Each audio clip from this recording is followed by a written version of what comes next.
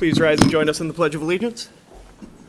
I pledge allegiance to the flag of the United States of America and to the republic for which it stands, one nation, under God, indivisible, with liberty and justice for all. Welcome to the Attleboro School Committee meeting for Monday, January 22nd. This is your notice that this meeting is being electronically recorded. Before we begin our business, I'll turn it over to Zuri Ferguson for our student advisory update. Yes, we have been working, and we will be sharing out more on that next meeting. Yeah. Excellent. So next up on the agenda is our superintendent's report. Thank you, Chairman.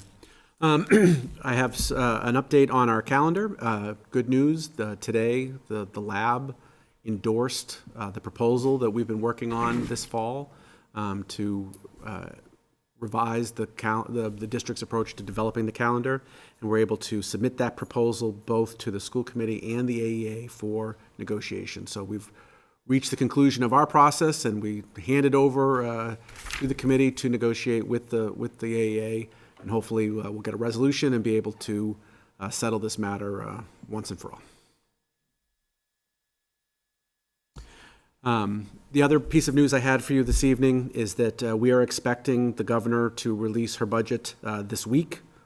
And so this is our last, I think, opportunity to just remind ourselves where we stand in this process, that, you know, the number that we're going to find out from the cherry sheet is certainly going to be a number that is far less than what we need as a district to educate our children. It's going to be part of the overall trend of chronic underfunding that we face as a district.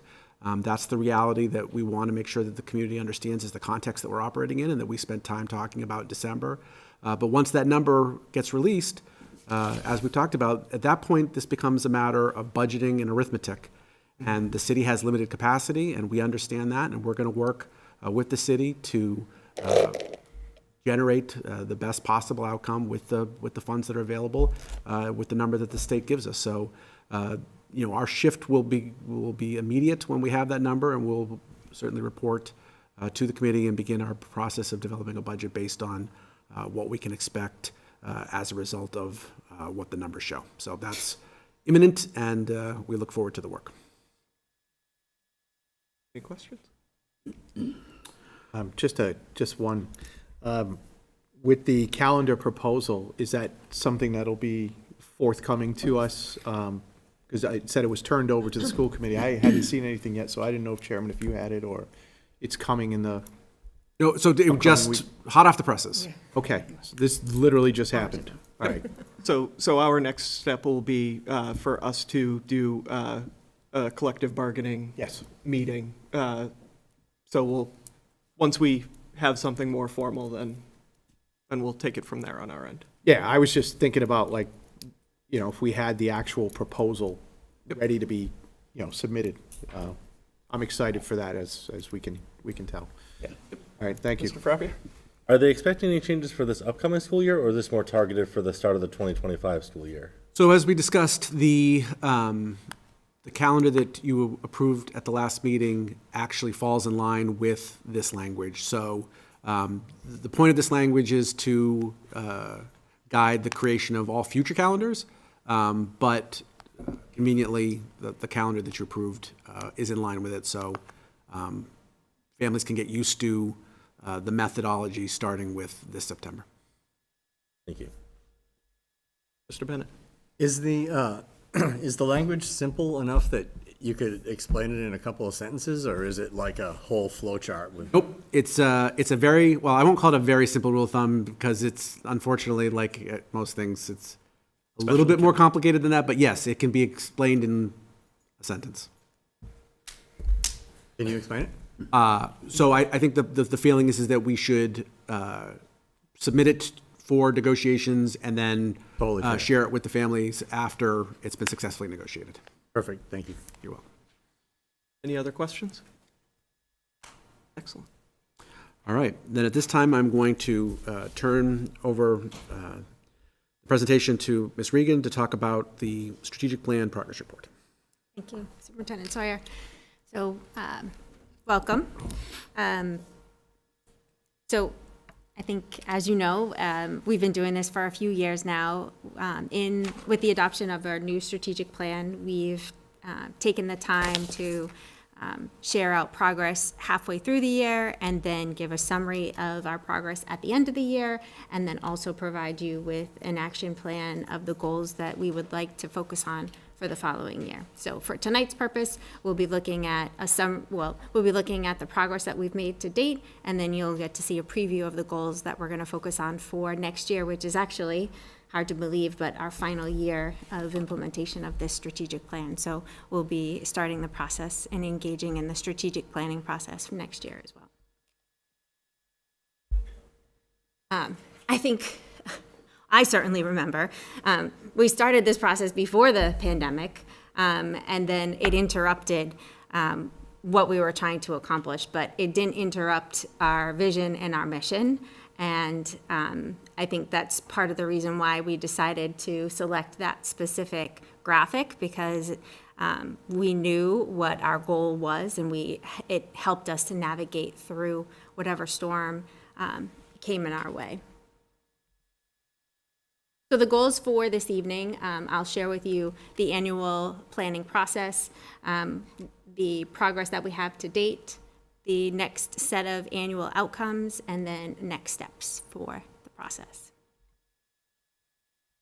Through the strategic planning process that we engaged in previously, we put this timeline together, and for tonight, we'll be looking at 3 and 4. Specifically, where we're looking at the outcomes, and we're also looking at the progress to date.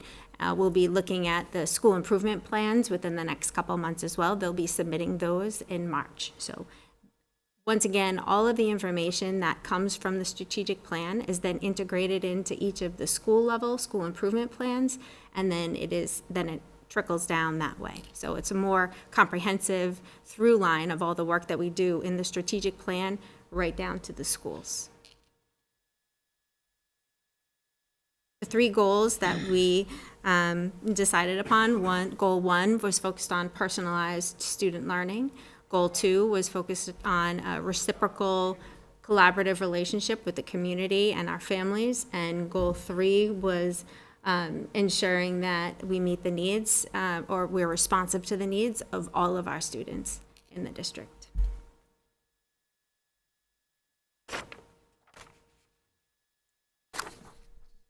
Okay, so this is the dashboard that we create that gives a high-level summary of the goals that we're going to be focusing on or the goals that we're focusing on for this year. So for goal 1, we broke it down into 3 different sections. So in terms of curriculum and instruction, this year we were focusing on technology. So the pandemic helped us with this. So now that it helped to accelerate our one-to-one environment. And so now that we're in a one-to-one environment for in grades 2 through 12, we've provided our teachers with instructional technology coaches. They've been working very closely with our teachers in K-4 to implement new digital tools through student-centered coaching cycles. And you can see how that has enhanced and improved student learning because they're utilizing their Chromebooks in different ways, and it's helping them to become more engaged in the learning process. In terms of data and achievement, last year and this year, we've been supporting our school level administrators with district level data meetings and providing them with school level data, formative assessments, where they can make decisions that are based upon the grade level, looking at overall curriculum trends. They can look at school level data, and they can also look at individual student level data. And with that information, they're looking specifically at students, whether or not they're making ambitious growth, whether they're making typical growth or low growth, and then making decisions based upon how they're performing using that formative data. I had reported this to the subcommittee for teaching and learning this year. So with the high quality implementation grant that we received from the Department of Elementary and Secondary Education, we purchased a data dashboard called Link It. And I like to tease and joke that it was my dream come true that we have a data dashboard with all of our student level data in one place. And so we'll be using that information during our winter data meeting. We'll be having our district level data meeting actually next week. And then Superintendent Sawyer and I will be meeting with all of the principals to talk to them about their action plans and the systems and structures they'll be putting in place in each of their schools. So we'll be really looking at how our students are performing. The other area that we were focusing on is the structures. And so this year, for the first time, our guidance department at Attleboro High School and the leadership team invited all of our grade 8 students to the high school where they were able to get a tour of the facility. They enjoyed a concert by the band, and then they also were able to select their courses for next year. So that was a new process that we engaged in. It seemed to be very well received, and something that we're going to continue to do moving forward. Also, this is something that we started last year with cross-grade level articulation. So we have our administrators and student adjustment counselors meet together to talk about specific students as they transition from one level to the next. So for example, students that are in grade 4 that are transitioning to grade 5, we have the administrators from each of those levels discuss certain students that may need additional support to help them be successful as they transition up to the next level. We do the same thing for students currently in 8th grade that are moving on to 9th grade. In terms of our community service, the students at the Attleboro High School, the list goes on and on. I was only able to capture a couple of the things that they had shared with me, but I think generally what they're doing is they're supporting all of our PTOs across the district with all of their events. They're babysitting, they're volunteering, they're helping with book fairs. They're definitely involved with our families and the community. I'm sure I've seen them myself just driving through the city, but I've seen them raking leaves. I've seen them at food drives. I've seen them at clothing drives. I've seen them volunteering at food pantries and at thrift stores. They're definitely an integral part of our community and supporting all the work that we do here. Seen them walking through our elementary classrooms. They're sitting with a small group of students, helping them with, small group interventions and learning. So our Attleboro High School students are definitely giving back. And then this was something that I hadn't seen or heard before, but I believe they had a Build a Bed event where the carpentry students actually met together, and there were kits, and they made 5 beds. I guess it was a specific kit. The carpentry students put them together for anyone that was in need of a bed. And so any opportunity that's provided, I know that our students are willing to jump in and support our community. We also have our co-op CTE coordinator. She's actively setting up partnerships between the students and businesses so that they have relevant real work experiences that they can engage in. A few examples that were recently provided is having our medical assisting students do some of their clinical work at Sturdy Hospital. And then, of course, as always, we have our we invite our community in for the bistro, for auto, and for carpentry with the sheds. I know that's something that there's a long waiting list for if you would like a shed.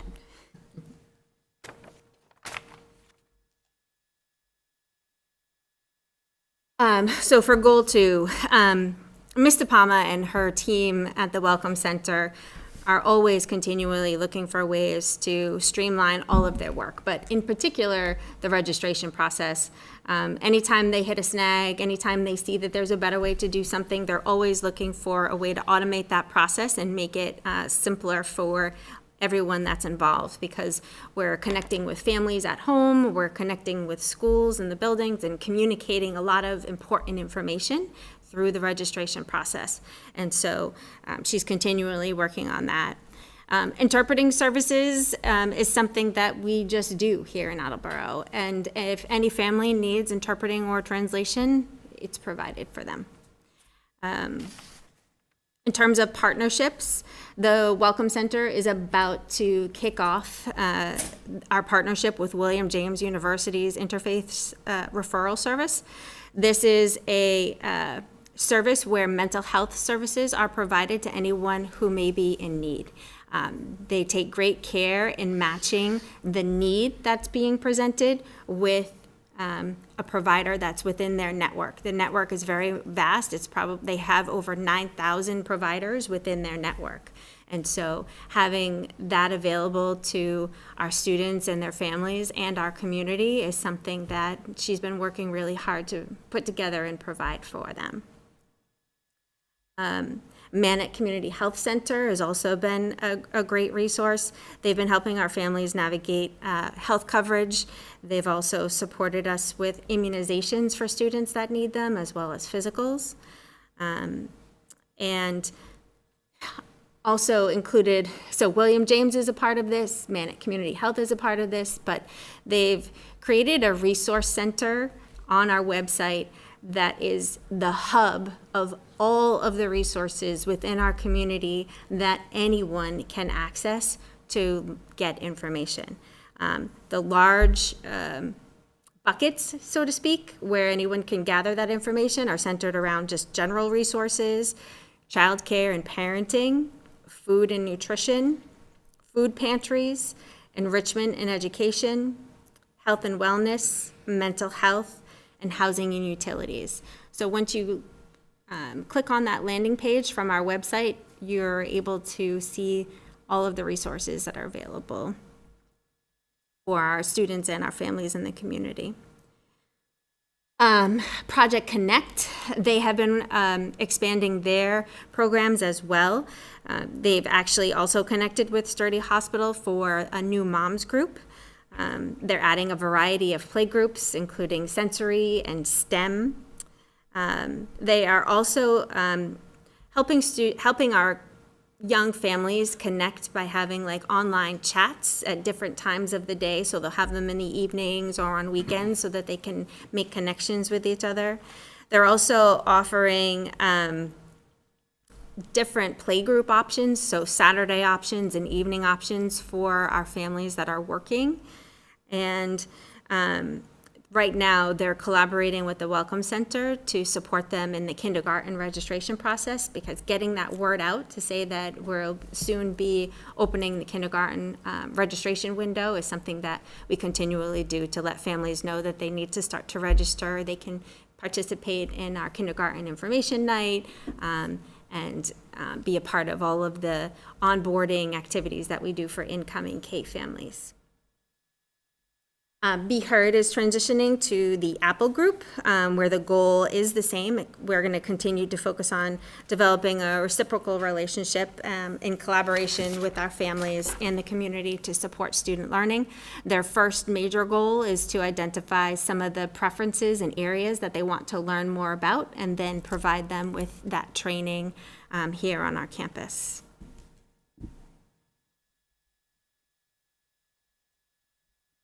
Sorry, just on the last slide, the partnerships with the services that they're expanding. There's such a need in the community for all of this, and I guess, this is a great opportunity to try to find a way to really reach out into the community and let people know about this. And, I see Ms. Campbell sitting in the audience, and I'm thinking, she has a marketing group now, and I'm thinking, this could be a great This would be a great marketing project for a marketing group if we had one of those. But just finding different ways to reach out to the community and let people know, because there's so many people that need these resources, to find a way to really connect. And I would encourage that. Mr. Domenici? Thank you, and Mr. Larson just reminded me of a question I wanted to ask. Is the administration still part of, there was at one point a creation of like a task force citywide for mental health. Is that still ongoing to kind of tie in with, what Bill is saying about more exposure? Because I know that William James University is a joint endeavor with the city. So I was just curious if that was still something that the administration is taking part in. Yes, and that came out of that, so that work is ongoing. Thank you. Okay.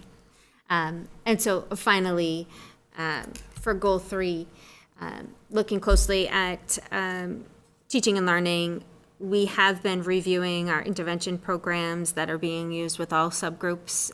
We've worked closely with the TNTP, which is a consultant group that's been, actually they're here this week, providing professional development and helping us with implementation of our new reading program in grades 3 through 6, but they are really focusing on some of the interventions that we're providing. And so the professional development that we've received from them this year is supporting our all of our subgroups, students with disabilities, our English learners, and it's helping us to be able to make better decisions and to personalize the learning based upon their student needs. The high school ESL teachers are also in the process of piloting a language program, and so we'll be taking a closer look at that and be able to hopefully implement that moving forward for next year. Our English learners, right now, as of today, we have 465 English learners in the district, which is a significant increase from just about maybe a year and a half ago, where we had 100 less than that. And the numbers just continue to grow almost every single day. Looking closely at support for students in our schools, I know that this committee, as well as the subcommittee, has had the pleasure of meeting with Mr. Reed's Level 3 criminal justice students, where they are actively engaging students in the court process. They actually have student jurors now, students that are within the court process. They all take an active role in that, and the students that receive their disposition then have to make their disposition, and then someone is following up with them to make sure that it actually happened and to understand how that process went. And again, they're a team that's always looking to improve their processes and to streamline their processes. So we have a lot of support for students in schools so that they're continually learning different processes. In terms of professional learning, we continue to foster our partnership with particularly Bridgewater State University. They are always sharing new resources available and new programs that they have, and so we'll be continuing to collaborate with them. We recently hosted a paraprofessional information session where they learned about all the pathways to become an academic teacher, a vocational teacher, a counselor, and or a behavior technician. And so just having that information and know what opportunities are available to them, and we'll do that again within the next coming months. And our director of CTE shared with me that because we're part of the MAVA cohort, any student in the CTE program can attend courses to obtain advanced degrees through that association. And so many of them take advantage of that. And so we definitely support all of our teachers with professional learning.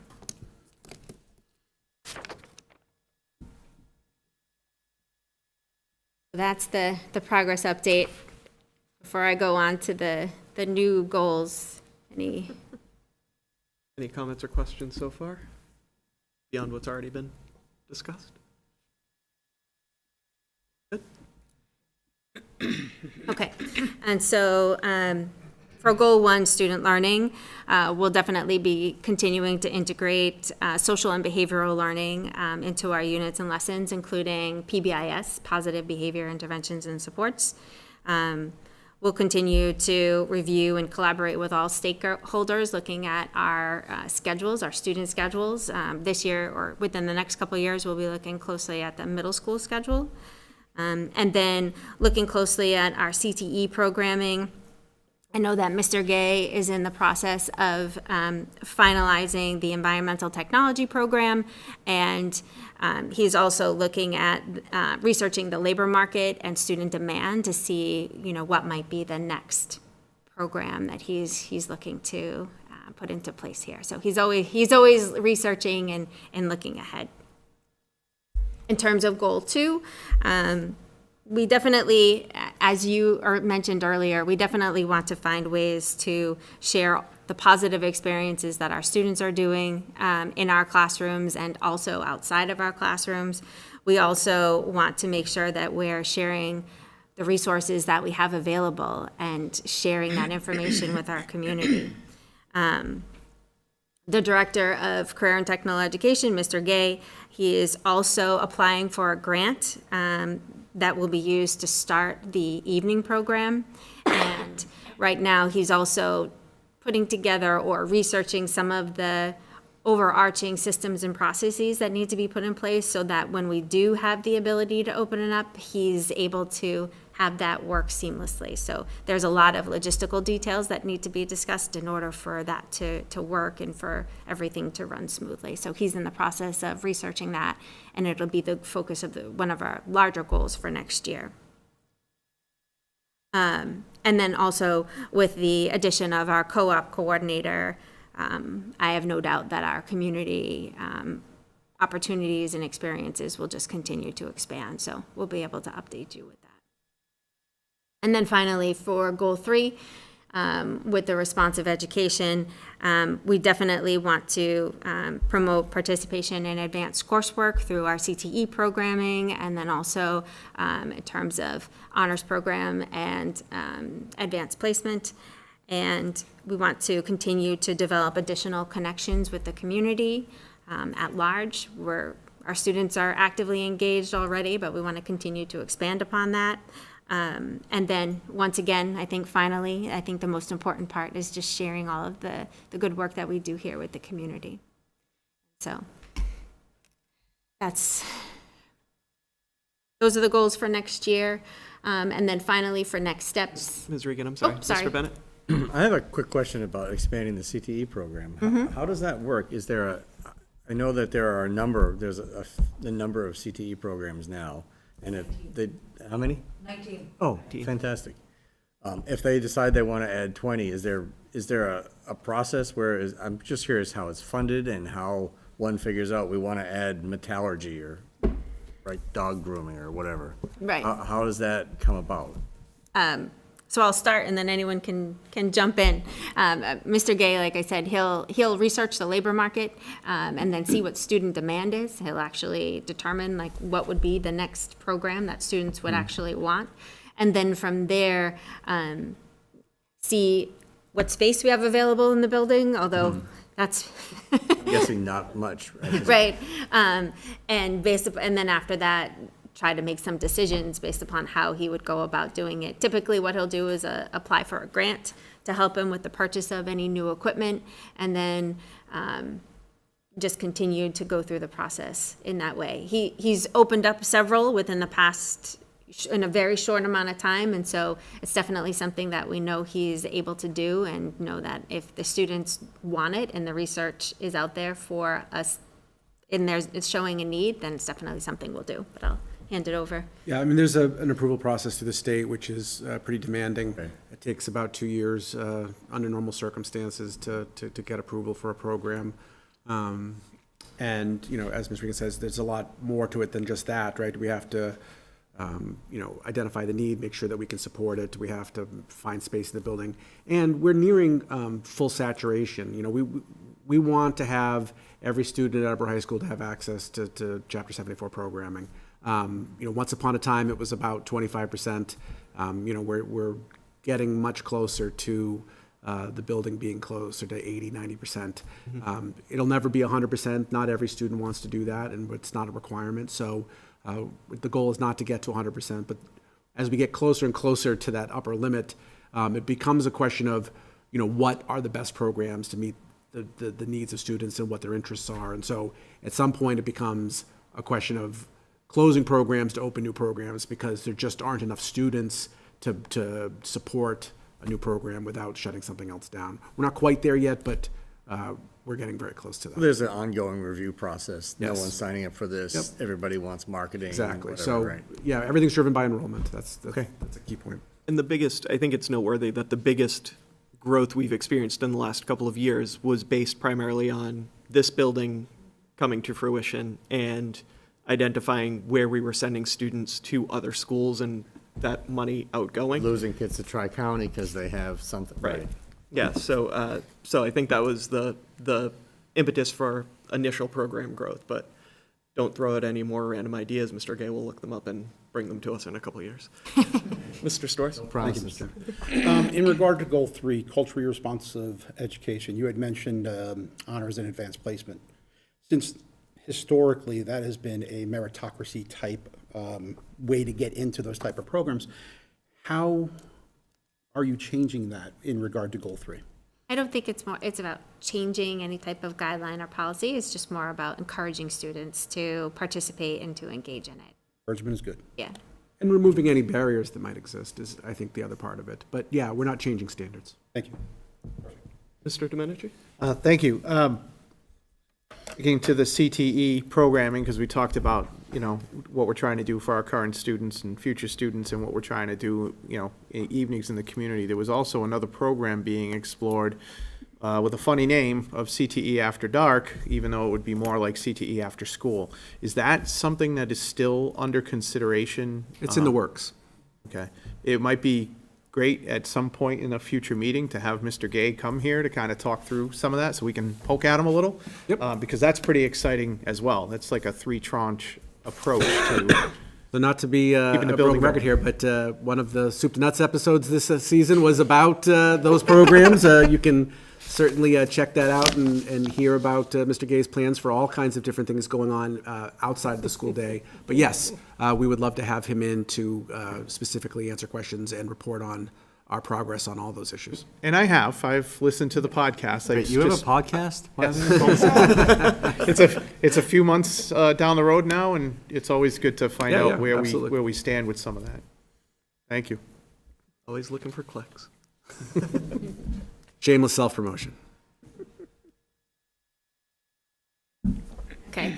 Finally, the next steps would be for us to prepare the 24-25 action plan. So the goals that I just reviewed to be more detailed for principals to update their school improvement plans, submit their new one, and to summarize the work that summarize the final update for the goals that we had for this year.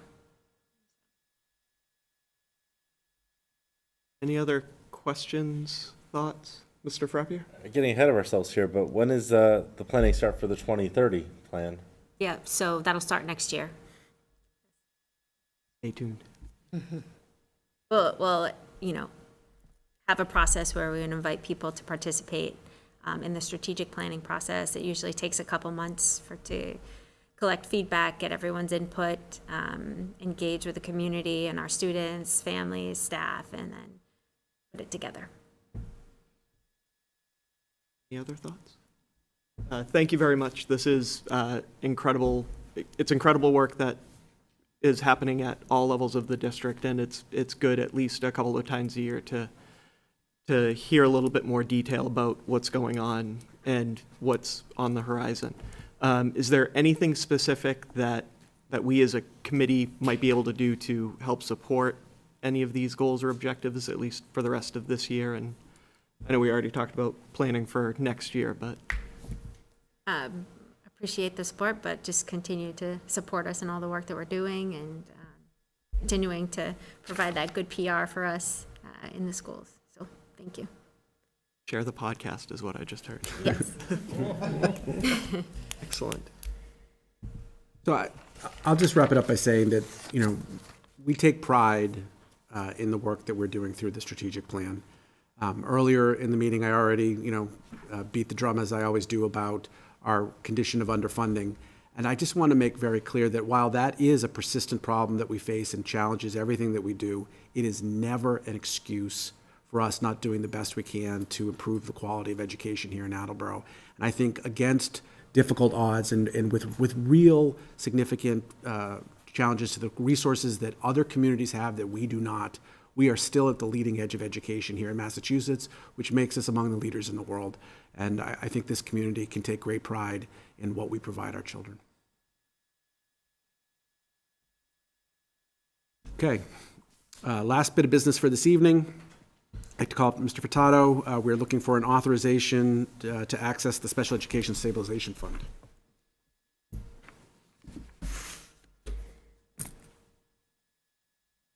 How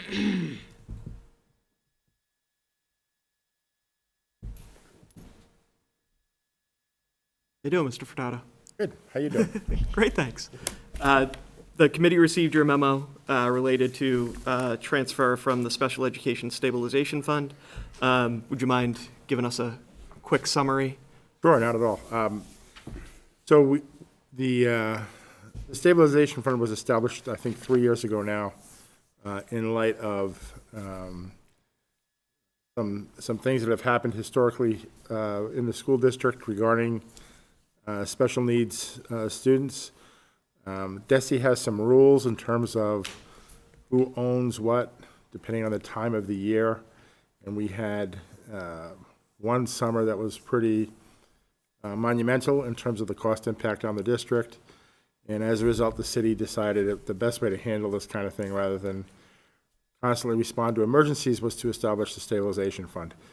Last year, we had some pretty dramatic costs associated with special needs students for transportation. We investigated whether or not the fund could be used for that purpose, which is different than tuitions and student support from a budgetary perspective. And it was able to be used for that purpose, and we used it last year for about, I believe it ended up being about $175,000. We increased the budget for that line in the current budget by $150,000, and have exceeded that number as we have reported out in finance at this point to about $300,000. So the city has suggested we request the funds now. We're going to put a little cushion in there at $350,000, and hopefully see some relief later on in the year and not have to use the full amount allocated. All right, before we begin discussion, I will entertain a motion to approve the use of $350,000 from the Special Education Stabilization Fund account to address cost overruns in the fiscal year 2024 special education transportation, as summarized in the memorandum dated January 22nd, 2024, from the Finance Director. So moved. Second. All right, any questions? Mr. Storrs? Thank you, Mr. Chairman. Looking at last year, it looks like we had a little less than 100 students from what you wrote up here. Last year, Yeah, you said you were in the mid-60s and then... mid-60s, yeah. Mid-60s for the one, for the special education. And then you were in the 30s for, so I was combining the two. Right. Is there a way you can give us an approximate how much last year for those mid-60s and for the 30s we were spending, total? Because I know, of course, I do know that we had to go into the stabilization fund for the 175 because of the additional. So I'm just trying to wonder, what was our total last Total year? spend for last year for these two purposes? Yes. I'm going to guess something around 1.4. 1.4 million for less than 100 students. Yeah. Yeah, and that's the point I'm trying to get across here. Yep. And now we just went up, 30 with 30, so from 50s to From 80. the 60s to almost 80, yeah. that was in 1 year, Yeah. right? 30 up 30 in 2 years, and then we've increased 50% in the other the side. in the McKinney-Vento. Yep. My point being 1.4 million last year, and here we are increasing. How can we be assured that this isn't going to happen year after year after year after year, and next thing it's going to be 2 million, 2.5 million, 3 million, and so on? Sure. Well, we can't, first of all. I didn't think we could. I figured I'd throw it your way then. And that's been the challenge, is the changes, both in terms of tuitions. So last year, the average tuition increase was north of 8%. And that, and it does not come in a time where you can budget for it. They kind of don't care about the budget cycle. So these increases, both, in terms of just the percent of cost of tuitions, the cost of transportation when it's married to exploding populations, which has been the case, there's no way to prepare for that. You can be irresponsible, but again, as I've stated many times before, we do everything we can to provide every dollar we can at the beginning of the school year so the students can fully take advantage of the resources we do have. I've been reticent to over budget in these areas because there's no value added. You can't take it and buy books with it. If you don't spend it, it's lost dollars.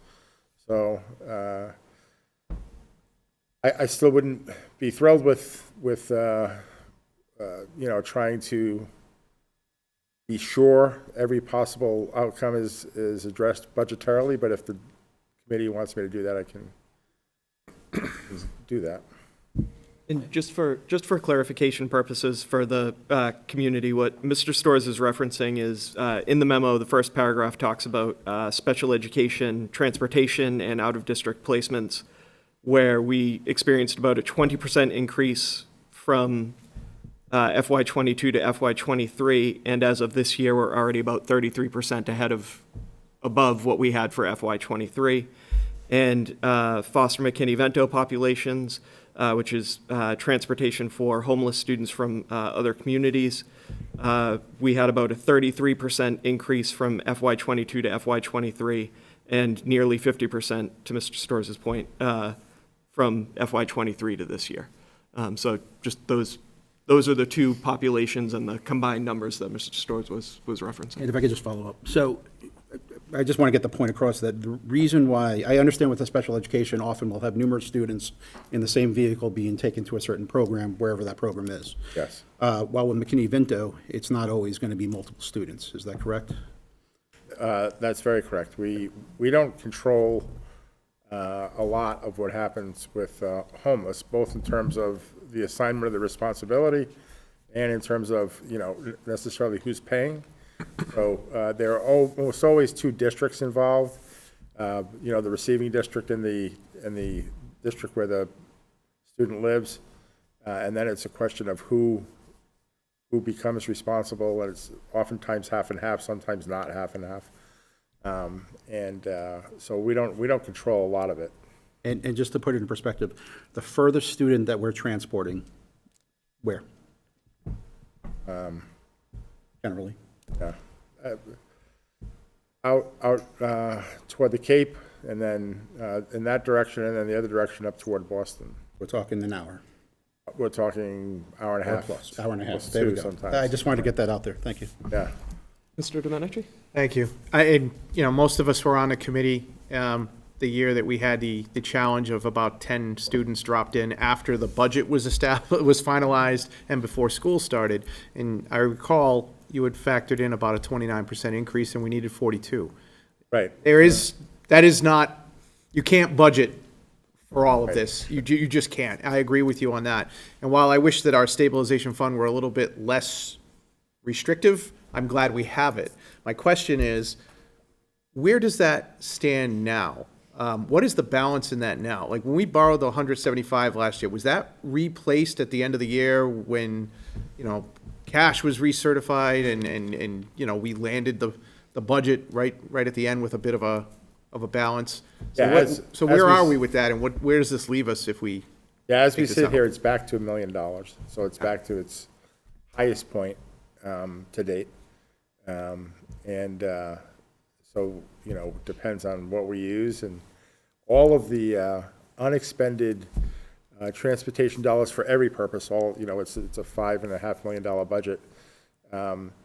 Any unexpended funds in that transportation, in those transportation lines goes right back to the city. And the city last year used some of those funds to replenish the stabilization fund.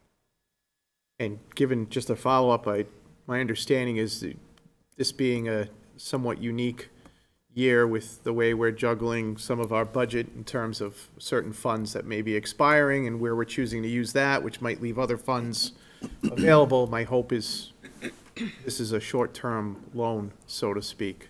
I know you can't guarantee that, but Yeah, it certainly was last year, and I think that's a very good point for this year, is that, because of the direction that we were asked to go to in terms of fully expending ESSER, do that, we had to sort of remove the use of that fund for certain things, and transportation was one of them. So had we not made those adjustments to ESSER, we would have had another $100,000, $150,000 available to this, for this purpose. So that's why the number is bigger than last year. Just to be clear, the $1 million balance is prior to this $350,000 transfer? Yes, correct. So after this transfer, it would be $650,000. Yes. Thank you. Mr. Bennett? Thank you, Mr. Chair. One of the things that's occurring to me as I learn more about the schools and the school budget is what a large percentage of the budget is not discretionary. Like, we're not buying tractors, right? We're doing things that we have no choice. And I actually was in Mr. Sawyer's podcast. I listened to it today, and Mr. Withers, the former chair, talked about how soon school committee members figure that out, right? And it's been eye-opening for me. And this is an example of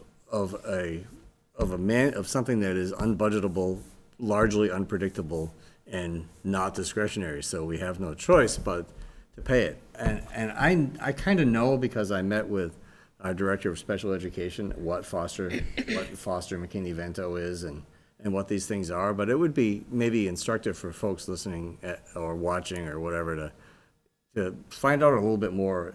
So either in a couple minutes now or at a future point, it would be interesting to learn what the requirements are and where we come up upon. So every year we get hundreds of thousands of dollars of unpredicted expenses. It makes it hard, for you to. You probably would love to know what's going on in the future as well as anyone else. Right? I think that's a great point. I think our community would be aware that, post-pandemic, with all of the support structures in place during the pandemic and immediately after, they're all kind of melting away. As those melt away, I think it's pretty universally known, we're having sort of a housing crisis where housing affordability is impacting a lot of families. A lot of families are losing their housing. And as they lose their housing, they become homeless.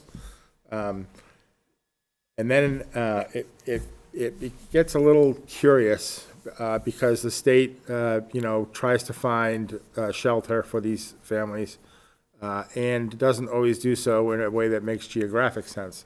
So if a family has been attending Attleboro schools, loses their home for whatever reason and gets placed in, literally, you name it, Dorchester, at a shelter in Dorchester, it is our responsibility as the school that the students were attending to go to Dorchester every single day and bring those students back to school every day. The state makes it a great effort to make sure that students' school life essentially stays intact through all of these changes going on around them. And so we become obligated to transport them, and in cases where, they reside in Boston and get placed in Attleboro, we're still partially liable oftentimes to pay for half of their trip back to Boston on a daily basis if they're placed in a shelter here. So it's Also, there's two components. There's Attleboro kids that are in homeless shelters elsewhere. And we have Yes. to transport them from there to here. But then there's other kids that are sheltered here. yes, and We have to pay the other side of that. we have a role in all of that. Yes, Is that what McKinney-Vento, that's what McKinney-Vento what is. is the foster part of the? So the foster program is, a student who loses, his family and gets placed with a foster Oh, family. okay. We transport them back here. Yes, so again, if they're an Attleboro resident, go to school in Attleboro, and he loses his family and grandma lives in, again, name it. We go get him or her to attend school every day. Again, minimizing the impact on their school lives, but unfortunately. Obviously, by nature, unpredictable, you can't Totally ever know unpredictable. much of that, right? Okay, thank you. Yeah. Mr. Larson? Yeah, just because, on the finance committee, we've been talking about this for years, and it's difficult because, we talk about money, but we're also talking about people. Yep. And some of these kids, they have 9-hour days, 10-hour days between being at school and, think about if you had to leave Boston every morning, deal with traffic to get down to the high school on time for first period. What time did you get out on the road? And then at the end of the day, you're hopping in another car, driving up. It's a tough situation for a lot of people. And I can't help but think that on 95, there are kids passing each other, going back and forth, that, are just in that same boat. We had that circumstance last year. We had know a we did, family yeah. who was in a shelter in Attleboro going to school in Boston, and an Attleboro family who was sheltered in Boston coming to school in Attleboro. So we found out they were passing each other on the highway. And it just, another aspect of this whole is there's a shortage of the private buses and the van pools that we use to move a lot of these kids. So, when there's a shortage of something, obviously the cost goes up. You don't have a choice. You have to move the kids. Right. Another aspect is this happens every day, every other day.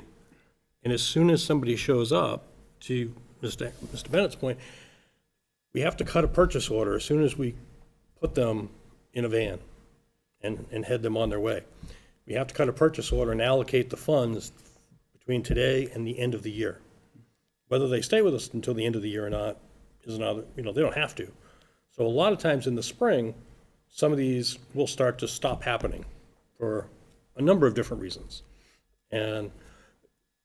But for now, you have to have the money earmarked to cover every child that shows up between now and the end of the year, which a lot of what we're asking for here is that additional coverage because we have the additional people. We're not, I'm sure we're not going to use all of this, but we don't know, and that's why we have to do it. Exactly. Mr. Storrs? Thank you, Mr. Chairman. So one point I want to make is that, this is by law. We have to do this by law. So this isn't like something we're choosing to. It's not that we wouldn't choose, but effectively this is something we have to do by law. And it's almost a sad thing that cities and towns actually have to make a decision. If we put a shelter in, is that going to lead to an extra $1 million in transportation costs due to McKinney-Vento and to foster care, which is a sad thing that you actually have to think that way because you want to be doing the right thing for the community.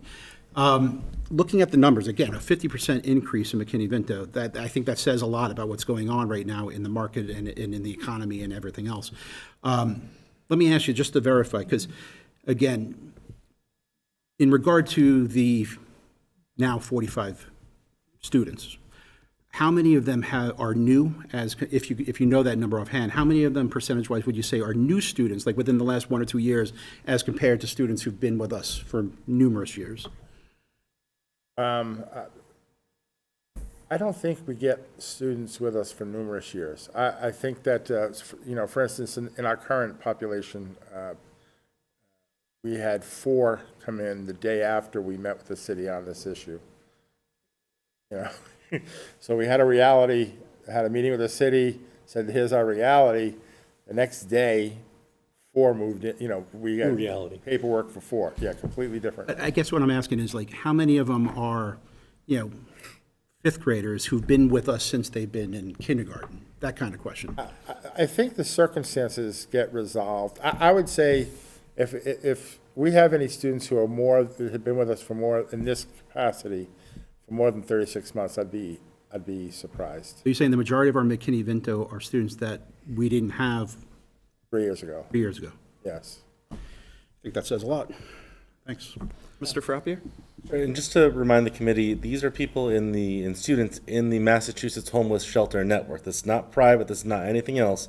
These are state placements, so this isn't by choice. This is the last resort for most of these families. So that's why they're more transient, and we're not seeing 3-year stick arounds because you're not usually in that system for that long time. So we're not seeing repeat customers, which is an awful way to have to put it. We're seeing new people because of unfortunate circumstances in the market and the economy. Mr. Domenici?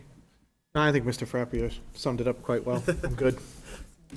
Ms. Johnson? Just to build on your point, we also have a responsibility to these students, to these children. They are entitled to an education, and although it is very unfortunate, the unpredictability and unfairness to the districts and to the families, how the system works, again, these students are, they are deserving of an education. Any other thoughts or questions?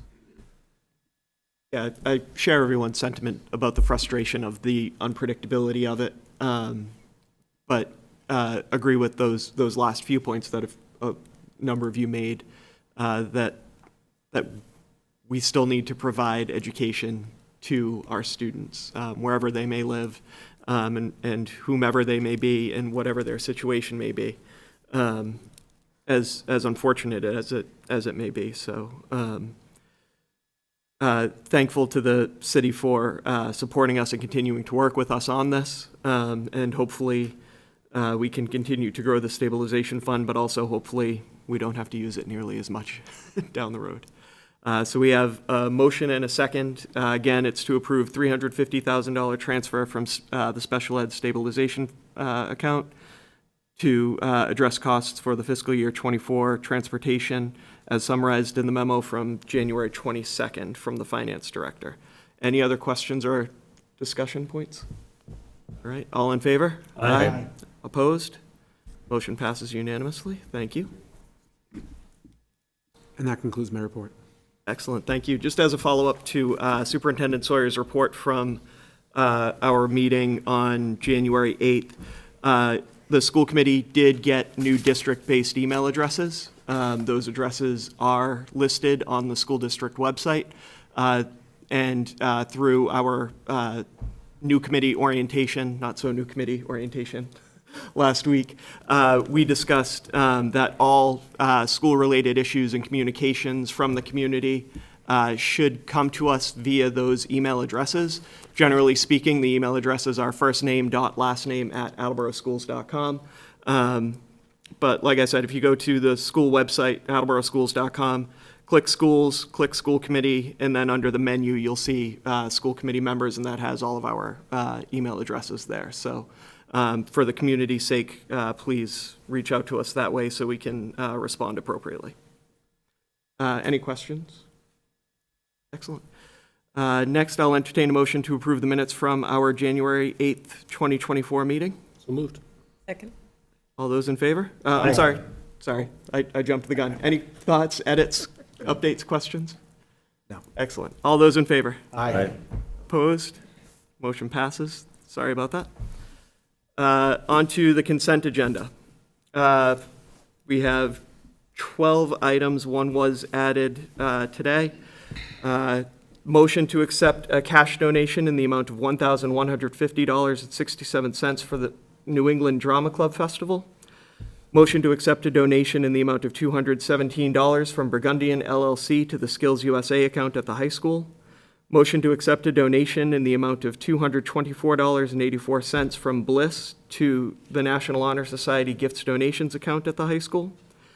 Motion to accept a donation in the amount of $59.86 from Chipotle fundraiser to be deposited into the Leo Club Gifts Donations account at the high school.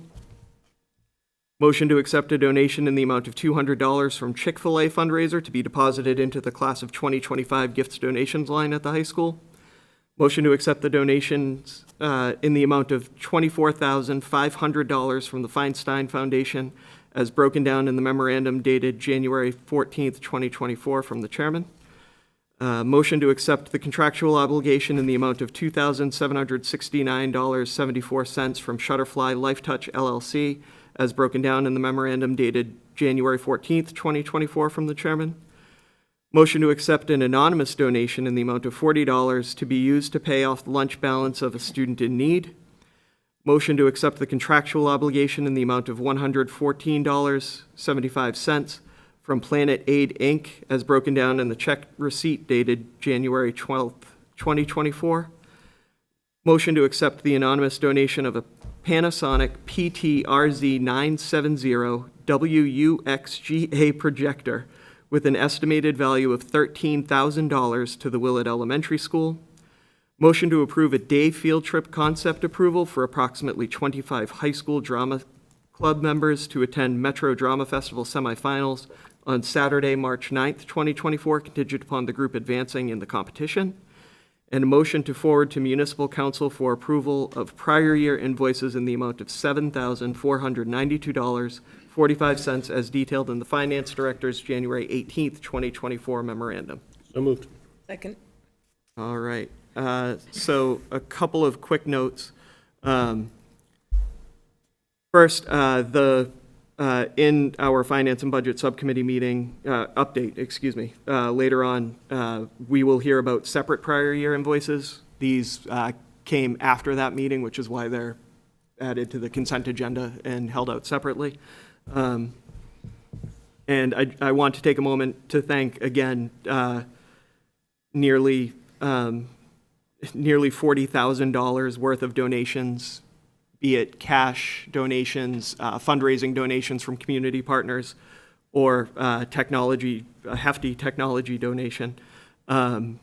We are very fortunate for the support that the community gives to our schools, as exhibited by these consent agendas on a regular basis. Mr. Domenici?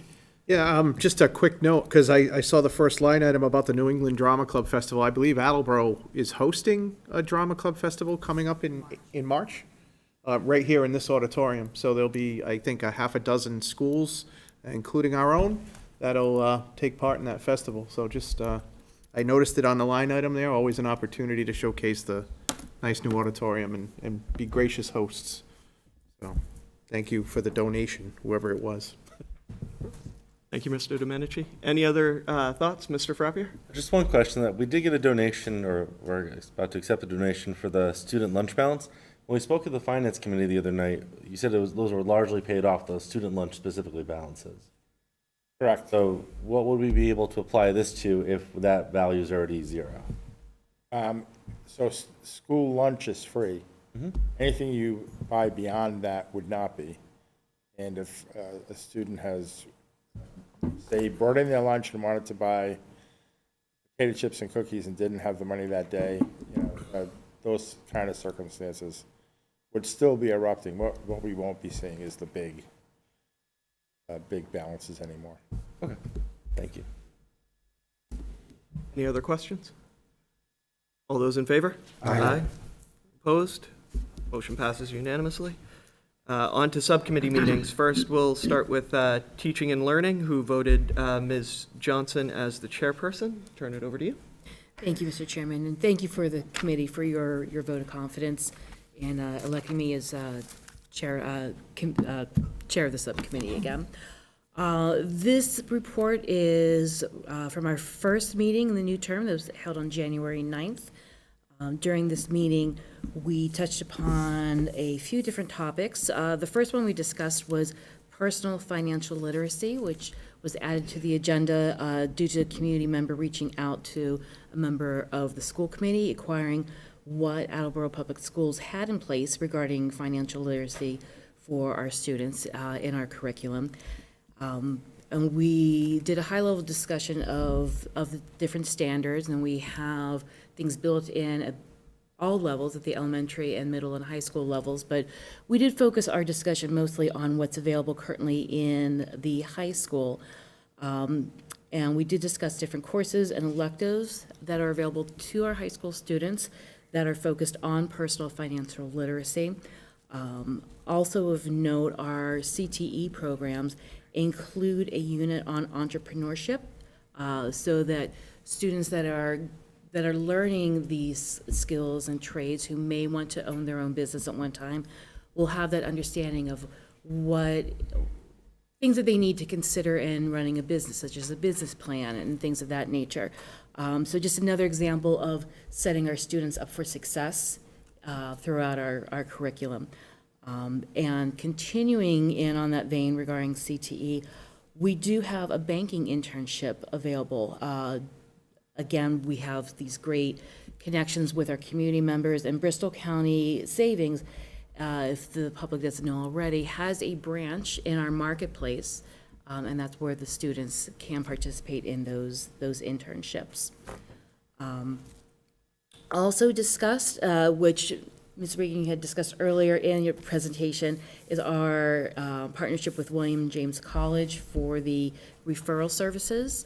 This is a program that's joint with the city, and we are paying for this through a grant through Bristol Community College for the school's portion of this program. So again, big thanks to Bristol County Savings for this partnership. And just, a personal note, the referrals for the mental health services is so important, again, to echoing some other comments from before. It's needed in the community, and it's not any certain specific socioeconomic niche. This is for anybody who is looking for assistance or for referrals. In addition, we did talk a little bit more about Portrait of a Graduate, which we've discussed in prior meetings and we've reported out in the past. And again, this is a way for a student to give a holistic vision of not only their academics, but other things that are of their interest, other things that are going to help them become the community member that they want to be. We have some more work to do on student portfolios and still a little bit more tweaking. But I know that the teachers had a professional development recently regarding the different pillars. Ms. Regan, can you give us an update as to how that training went? Sure. The professional development was actually last Friday. The Leadership Advisory Board, or the LAB, in collaboration with the two councils, the Professional Growth Council and the Teaching and Learning Council, what they do is they work together to create like a frame for the professional development. And those councils have been working for the past several years on Portrait of a Graduate in the pillars. So they created that frame and then presented that to each building's instructional leadership team. And the instructional leadership teams then presented everything to their staff in their buildings. I think it's important for our students to have those qualities that employers are looking for. And so recently, I saw something that came across one of my feeds that the top two qualities that employers are looking for are for their candidates to be able to be effective communicators and effective collaborators. And the top two pillars on our Portrait of a Graduate is for them to be effective communicators and effective collaborators.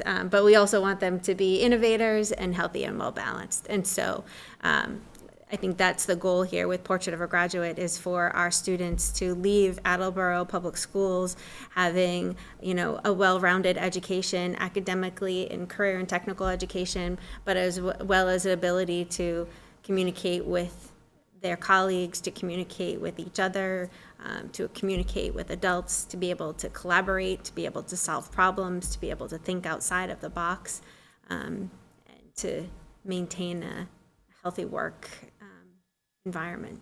So that's Portrait of a Graduate in a nutshell. We rolled it out last Friday, and we're looking forward to continuing that work this year.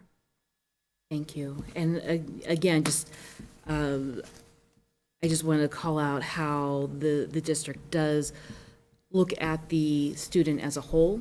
It's not just about, as Mr. Sawyer has said in the past, while testing and scores are important, we need to look at the child as a whole. So I believe that really calls this out. So thank you. Any questions, thoughts? Yes. Just a comment more than anything, because I was having a conversation with a teacher from another district down in the southern part of the state, and I was explaining to them how our professional professional ed gets scheduled and who's involved and picking what's done and the rest of it. And they were just flabbergasted. I mean, I was trying to describe the concept of the lab to them. Gone. And to your point, you just talked about two of the councils getting together and organizing it and the rest of it. And that's just how it happens here. But I think it's important for the community to realize how many other places in the state do you think do it that way? I'll ask the open question to either one of you who want to. Not too many. And that was the reaction that I was getting. It was like, you mean we have input on what they're telling us on these PE days? And it's like, PD days, excuse me. It's like, yeah, they actually help organize it and the structure of it and the rest of it. And I felt like I was on another planet. And I'm saying, wait a minute, doesn't everybody do it this way? And obviously not. And so, I mean, we glance to talk about it. And I think the community should realize what a great opportunity the way Attleboro does it. So. Thank you, Mr. Larson. Any other questions? Concludes my report. Thank you, Ms. Johnson. Next, we have the Finance and Budget Subcommittee, who elected Mr. Larson to continue to be their chairperson. I'll turn it over to you, Mr. Larson. Again, I'd like to thank the members of the committee for electing me. We reviewed the monthly reports with Mr. Furtado and his team. We had a brief MSBA update. It was right after we had that very hard blowing rain, so there were a couple roof leaks that we had some quick discussions about, but seems like they're all under control. We did have one motion coming out that I'll get to in a second, but I think the other thing well, two things to remind. We're looking at health insurance, could be somewhere between 5 and 7% for next year, which is going to be huge. I believe we have in the budget 4 or 5% preloaded. So depending on where that number comes in, that's going to have a significant impact on what happens next year.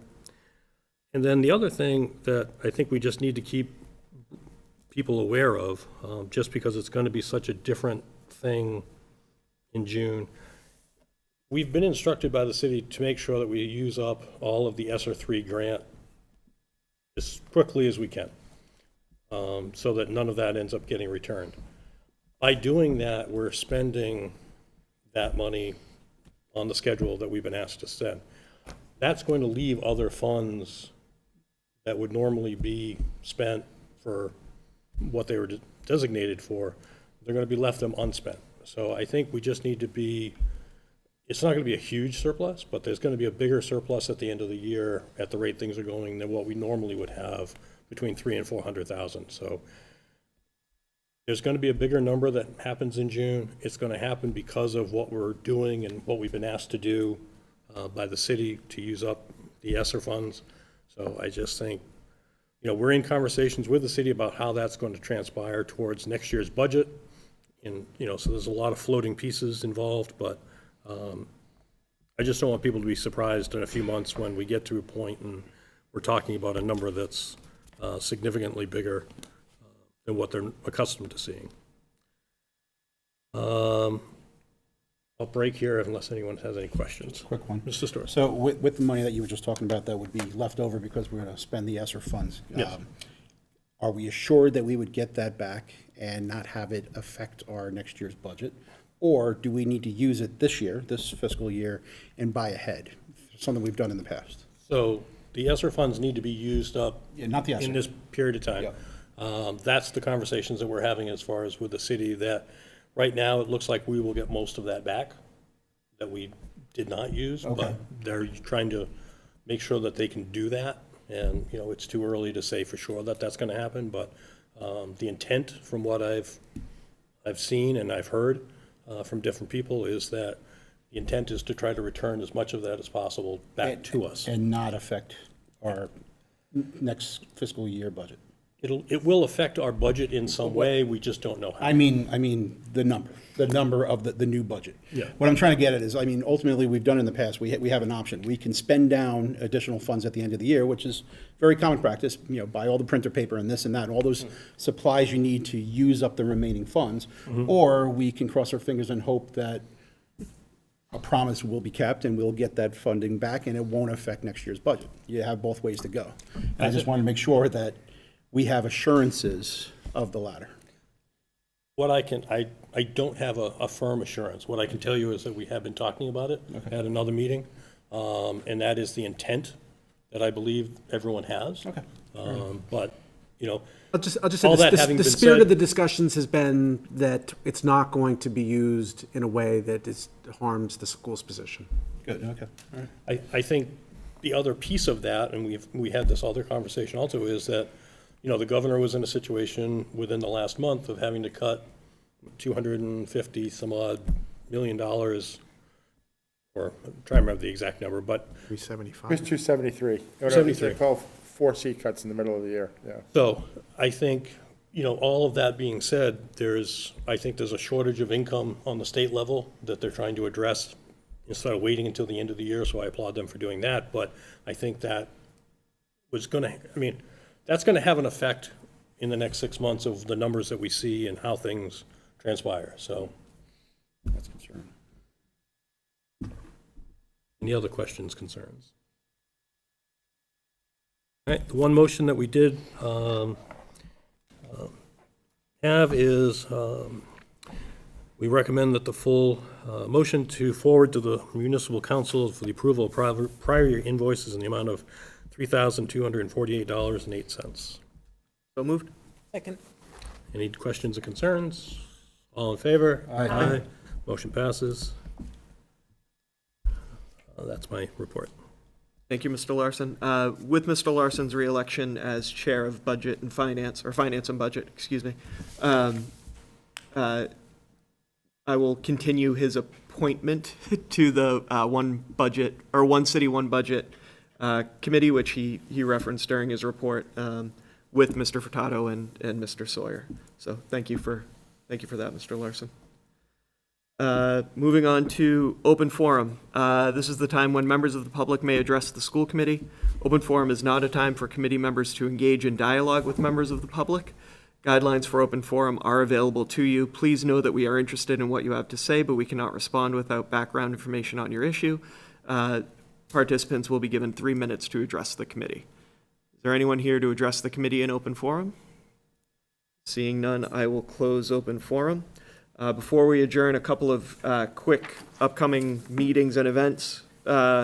School Building Committee is meeting here this Wednesday, the 24th at 5:30. Our Policy and Personnel will have its first meeting of the term on next Monday, the 29th at 6:30. Our next full committee meeting is February 5th at 6:30. And the Attleboro Council on Human Rights forwarded to me an event to share with you all. They will be hosting a Black History Month event at the Attleboro Arts Museum on February 21st from 5 to 7 p.m. RSVP is not required, but they do ask that you register in advance by emailing attleborohumanrights@gmail.com. Any other new business or announcements? Excellent. Then I'll entertain a motion to adjourn. So moved. Second. All those in favor? Aye. Opposed?